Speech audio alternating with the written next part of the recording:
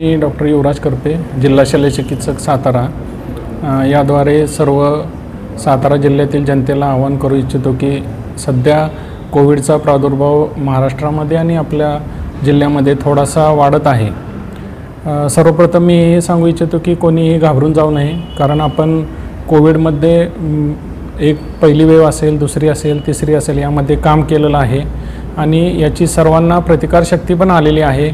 त्यासाठी आपण सर्वांना वॅक्सिनही पूर्वी दिलेलं होतं, त्यामुळे सर्वप्रथम कोणी घाबरून जाऊ नये। फक्त सुरुवातीला हे सांगतो की जसं कोविडमध्ये आपण करत होतो की गर्दीच्या ठिकाणी टाळावं, किंवा जर काही आजार असेल म्हणजे जसे की ताप आला, दम लागला तर लगेच जवळच्या सरकारी रुग्णालयात जाऊन आपण तपासणी करून उपचार घ्यावेत। कोणतेही अशी लक्षणं अंगावर काढू नयेत।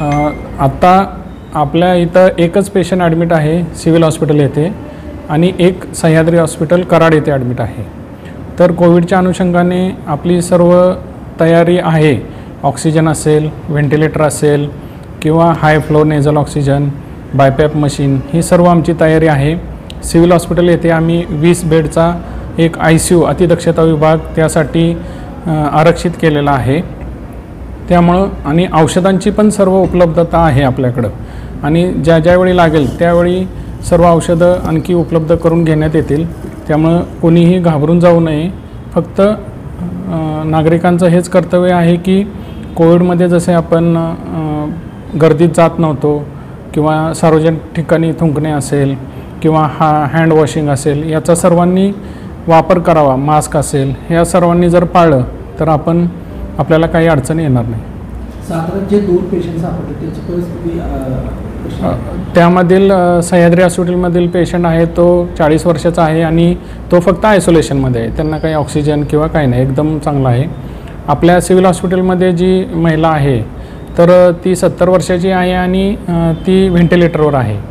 मग मी सुरुवातीला जे सांगितलं की सदर पेशंट एकदम सिरियस झाल्यानंतरच दवाखान्यात आला, तर असं कोणी करू नये।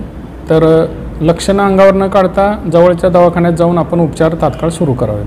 पूर्वी कोविड आपल्याकडे आलेलं होतं कोविड-19मधून, आत्ता जे आहे लक्षणं किंवा जे आहे तशीच आहे का, काय नवीन व्हेरियंट आले?